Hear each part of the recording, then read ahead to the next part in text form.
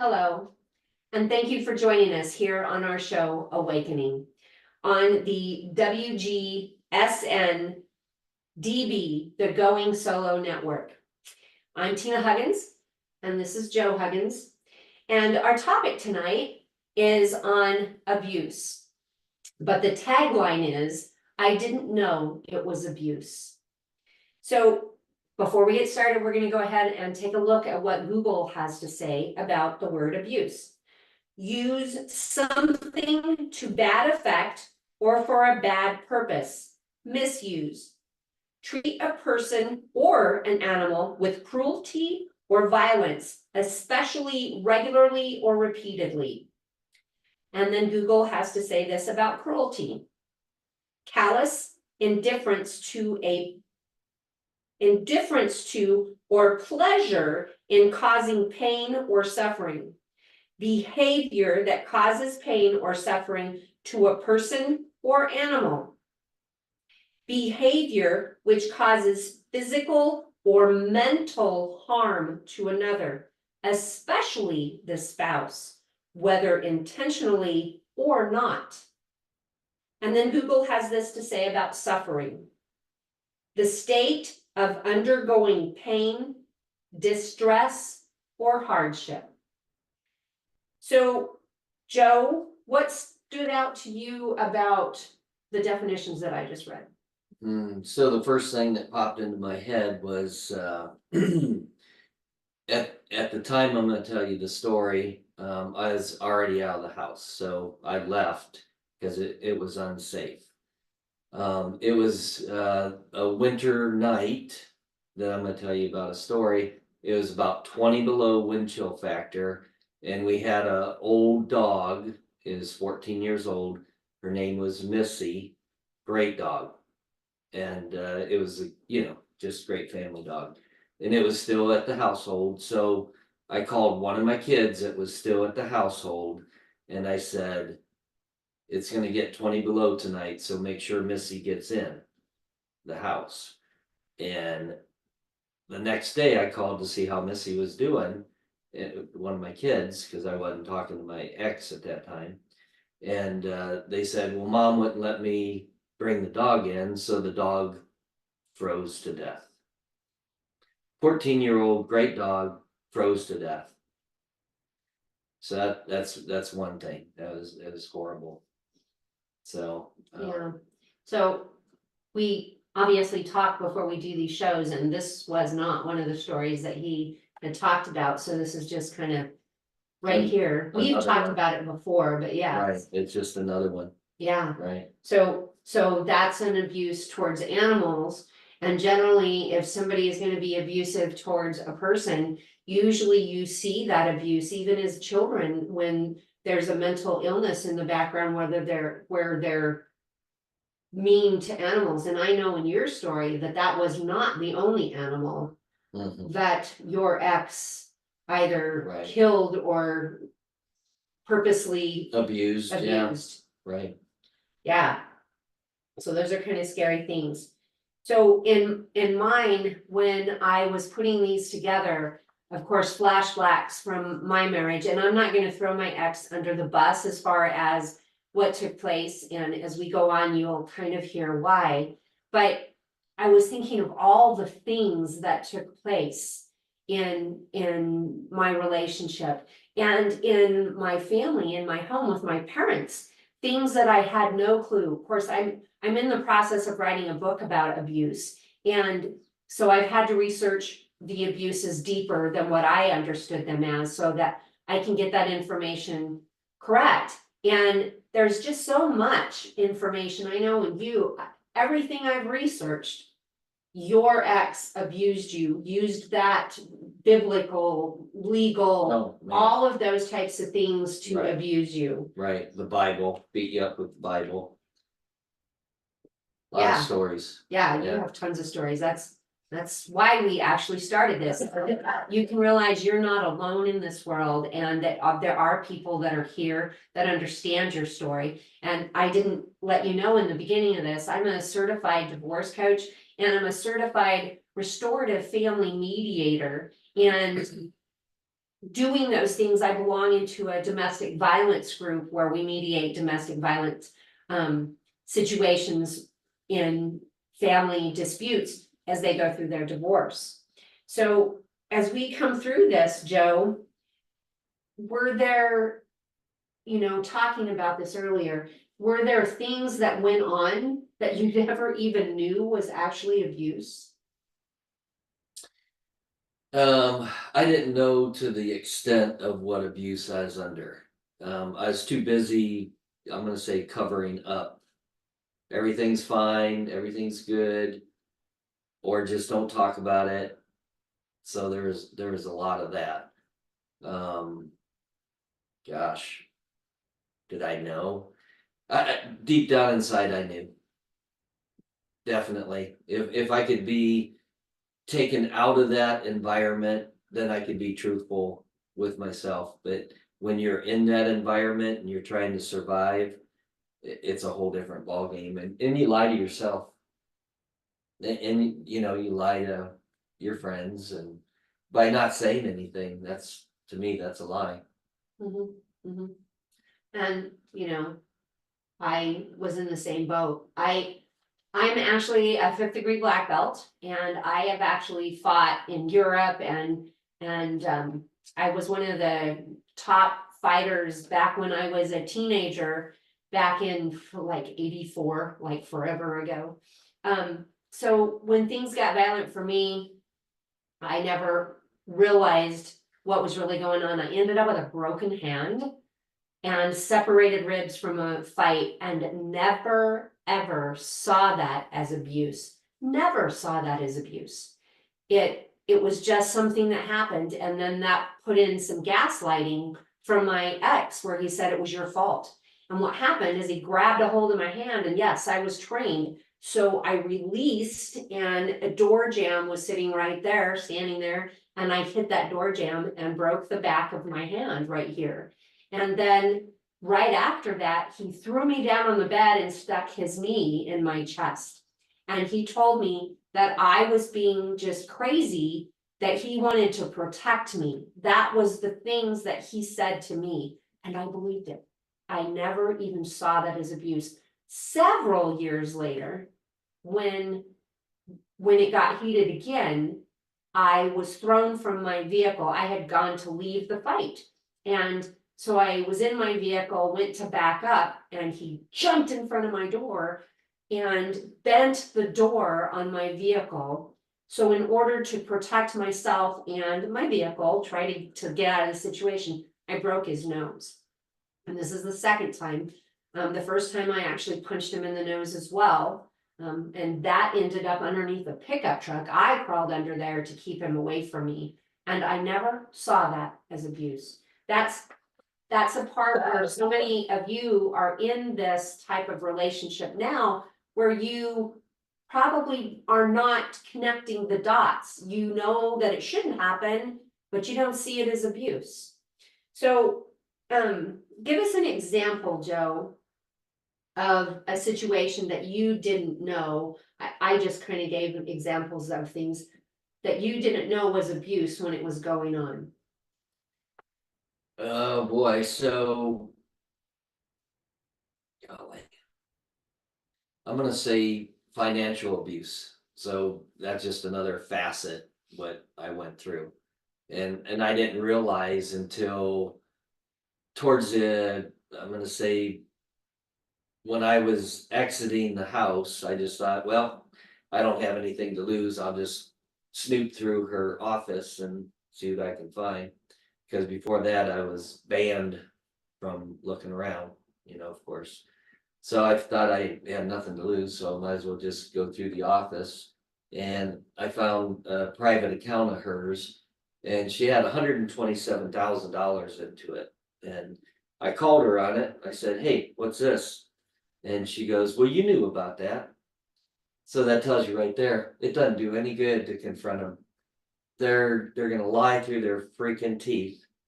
"Oh, you knew about that," like it's nothing. $127,000 is nothing, Yeah.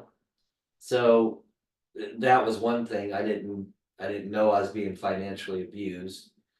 So what really woke up, I was going to a counselor. And the counselor said, Joe, you should read this book, and it's called Stop Walking on Eggshells. And that was a great book. That opened my eyes big time. Cause I didn't realize to the extent of her mental sickness until the counselor, she even picked out this counselor.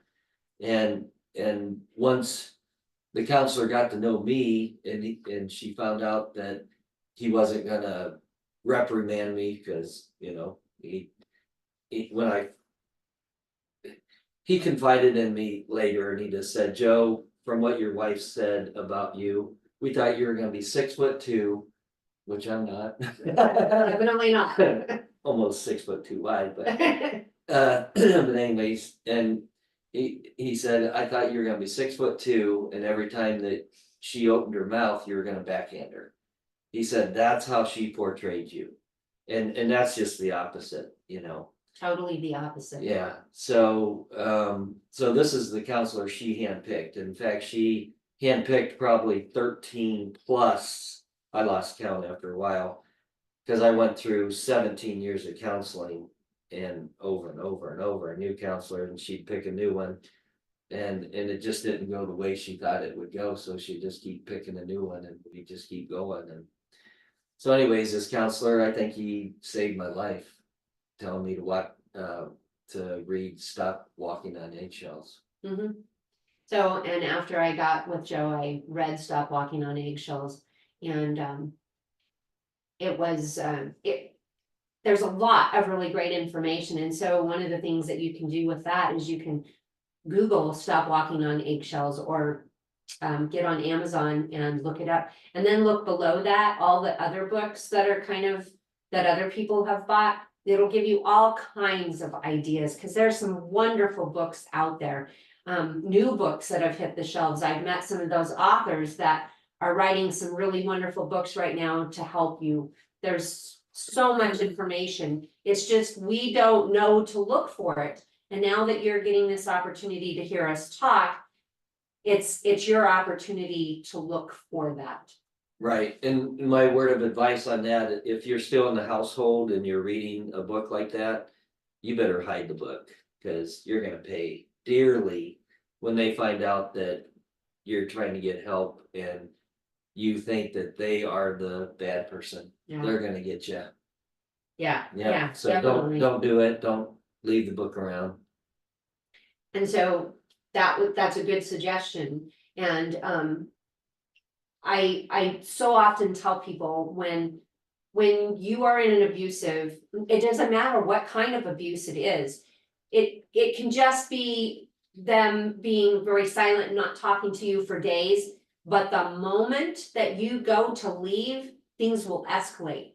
That is how I got hurt each time. Okay, things would escalate. The first time that I remember, there's so much that my mind really blocked out. My oldest son would tell me stories right after I left their dad, and I had no clue. I had no clue that we fought as much as what my son told me. It was like every day, all the time, Mom, and I had no clue. So as I went through this, I realized that every time, like he said, hide the book. I had started through therapy prior to thinking I was gonna get a divorce, years before. And I was just struggling. I didn't know it was my marriage. I didn't know that it was the screaming and yelling. And that's all it was for years, was the screaming and yelling and the control. He didn't like, I was a firefighter, I was an EMT, I was in high angle rescue, and he didn't like when I would leave to go and do those things. I taught martial arts and I would leave for weekends, and it didn't matter. When I got home, I'd be in trouble. So I went to this counselor, and during the time I was in counseling, she had me write down, and she said to write down like a letter or whatever, that's the most horrible things, exaggerate everything, get everything out. Well, I didn't hide that book. I don't know where it was, but he found it. And that was when the physical harm started happening. And it was at that very moment. And every time I would go to leave, talk about leaving, obviously write about leaving, what I just said, reading about fixing things, that's when things would get worse. So I can tell you, the most dangerous time in any relationship is the moment that you go to leave. And mine was just leaving the fights. And his was just getting help, trying to understand things. So those are things, that's my advice, very important advice. So Google statistics say that there are 20,000 calls a day here in the US to the domestic violence hotline. 20,000, that is 20 people a minute that are calling the domestic hotline. And as you've just heard Joe and I talk, we didn't call the cops. We didn't notice the abuse, didn't think it was bad enough to call for help. So I could imagine that that number is doubled just based on those of us who never called. And In my situation, I would guess it's 5 times more. You know, like 100,000 and what'd you say a day? 20,000. 20,000 a day, so I'd call it 100,000 a day. That don't call, because I never did. She was the one calling 911 saying I abused her, so. She called, It's just and the then opposite. in my family, I have a relative that, his wives, there was 3 of them that called the cops. And they would call the cops on him and say that he was beating them. Apparently, you can take a certain kind of hose and you can smack your arm with it and it looks like somebody grabbed you. And if there's bruises, then that's more reason for them to press charges against you. And so we've got some other information, but before we go to complete this conversation, I want to take a break right now for our sponsors. Hi, I'm John Thomas. I want to share with you a professional products and services directory we call Going Solo Directory. And you need to check this out. If you want exposure to your business or are seeking professional product or services, this directory has it all. And that membership, for the many special features, you get the benefit of a worldwide exposure with a 40-minute video interview on an international business show showcase. All this for just one low annual fee. For more information, contact GoingSoloDirectory.com. Thank you and welcome back. So we're talking about the 20,000 calls a day, and I believe that this is why I said earlier that I don't want to throw my ex under the bus. I do believe he knew that some of the stuff he was doing was abusive, but I still have care or kind feelings towards him. I don't think that he's a bad person. He did bad things. He did bad things before I met him. There was a flag right there. So I do believe, and I know in my family that, in the outskirts of my family, that there was abuse, financial abuse, like Joe had mentioned earlier. And I do believe that some of these abusers don't even know that they're being abusive. Like, I'm most certain that this family member that abused his wife financially, like he was giving her a very small amount of cash to pay bills, and then he would take large amounts of money and go to the bar with it for, spend a couple of hundred in a night when she only had a couple of hundred for a month to cover bills. And so I do believe that had he understood that was being financially abusive, he wouldn't have done that. He wanted that control. He wanted control of money. He had a different viewpoint than maybe what she did on money, or maybe that's what he thought. And in my case, I do believe that he did know. I do believe that he was abusive with me on purpose, but not every time. And I do believe that that he told himself things like you were saying about yourself earlier, that you lie to yourself. I believe he was lying to himself about my broken hand being my fault and the separated ribs being my fault. And the dislocated leg when he threw me out of my van, that was my fault because I was going to leave and I shouldn't be driving the van out of there. He didn't ever want me to leave. And it was shortly after that incident, well, it was probably another 9 months or so-ish, that I ended up leaving that relationship. It might have actually been a whole nother year. But I remembered, I saw that one as abusive. So I do believe that the abusers don't know, and the thing is like alcoholics. If you take an alcoholic to a dry out tank, you drop them off, and you come back in the 2 months, 3 months, whatever they're in there for, they might stay sober for a few days. But after that, they're gonna drink because it wasn't their choice to get help. And in an alcoholic's case, all of them could probably recover if they made a choice. But in some cases with people who are abusive, the recovery is very difficult. Their brain, if they weren't born with this type of brain, and a lot of them are, but if they weren't born with that type of brain, they had some kind of abuse or situation that locked them into a specific place. And if you read Bill Eddy's books, he literally talks about how the blood flow from the left hemisphere to the right hemisphere is different with those people. And so figuring that stuff out and understanding that from my viewpoint helped me understand my clients in dealing with I explain this to my clients, and it helps them to deal with their soon-to-be exes. They can't think the same way. So telling them that they're being abusive, or telling them they're a narcissist or a sociopath, those types of things you should never do. Never do that. Because when you do that, they become enraged and things will escalate way worse than they were before. Oh, yeah. So that's back to my advice earlier. Don't tell them, and don't tell them that you're leaving.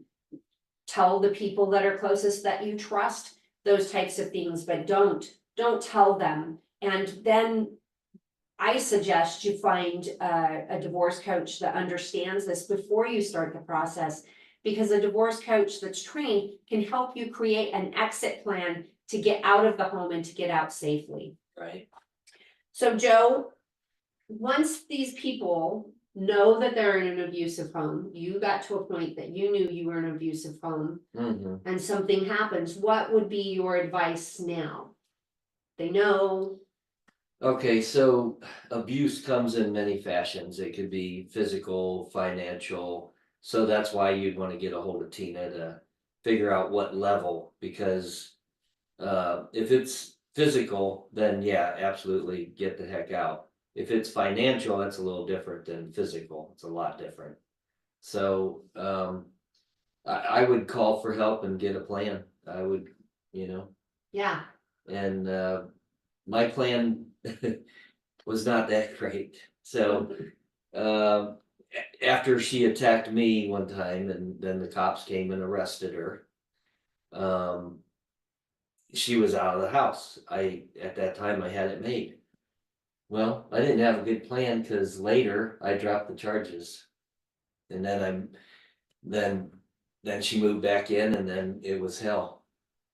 So Yeah, and that is a pretty interesting story there. You were talking about it earlier, I believe that was the story in the freeze. Oh no, that was the dog story. So she had left, and you had another home that she could have lived in, but she chose to live in her car. right, yeah. When you kind of understand the mental situation, they need to be the victim, no matter what. Even though they're the ones attacking you, in their mind they're the victim. That's how twisted they are. So When she was on the outside of the house, I even offered to pay for another house for her to live in, you know. I didn't know it at the time. She had more money than I had. So she had access to 127,000, but decided to stay in her car. Cause it makes a better story, Yeah, you know, yeah. so, And then she lost a bunch of weight, you said? oh yeah, she is skinny as a pencil. And so you actually thought she was dying, didn't you? I'd say she was checking out, And Yeah. so you were going to her rescue to keep that from happening. right, and I did. Yep, I fell for it. So if I would have talked to someone that had, education in it, I didn't know Tina at the time. So I didn't know. And So- I didn't have the education at the time to be the help that you needed. I have Right. worked with people, but never in the situations that I ended up in and that you were in. So, yeah, again, just kind of reiterating, tell the people that are closest to you so that they're there. Because they're gonna be the ones that pick up the pieces when things are over. They're going to be the ones that maybe take you into their home or help make sure that you have money or whatever to help you go through the divorce. So make sure that they know things are going on. You can start off with small stories. I get it. I was there. I didn't want anybody to look poorly on me. And so what happened for me is that my family thought I left my husband for another man. It looked that way because I did. I moved out from my husband that very day and moved right in with another man. This other man was an AA, and that meant there was no drugs, no alcohol, nothing there. That I had had alcohol around me all my life, and I just needed that kind of break. I needed to be alcohol free on the outside of me. And had I told my family what was going on, they would have been there for me. But instead, they ended up taking my husband's side, and I had nobody. And it's taken years. There was 4 years later, my mom invited him over for Thanksgiving dinner, hoping that we'd patch things up. And she watched him take me down to the ground and put me in a chokehold in front of our children. Our youngest had to pull him off of me. I didn't fight back because it was in my mom's home. And I didn't want things to get broken. So my youngest son had to pull him off. That day, my mom stopped communicating with him. She said, honey, I never knew. And I said, well, there was a reason that I left him. Okay, so make sure that you tell people, and don't tell your soon-to-be ex, your spouse, your partner, that you're leaving. Put an exit plan together, and it should be with somebody who can help you do that so it's done correct. And get out safely. If it's a domestic violence situation, the domestic violence hotline is 800-799-7233. That number again is 800-799-7233. My contact information is Coach Tina Lynn, CoachTinaLynn@gmail.com. My website is divorcecoachspecialist.com, and I'm on all the social medias, and Facebook is probably the best way to reach me, but you can personal message me. And on Facebook, I am under just my regular name, Tina Lynn Huggins, and you can find me under Tina or Divorce Coach Tina on the other platforms, and you can message me there. And it'd probably be easiest if you email me so that I know. And Huggins is spelled Huggins. So when you go to look, so that a lot of people will put Higgins and it's Huggins. So do you have any last statements? Don't make excuses for being abused, so get help. Yeah, don't stay the victim. It's your time. It's time for you to be happy, healthy, and at peace with your life and everything around you. Right. Okay, so I want to thank you and I want to send you blessings. And please join us again next week. Bye.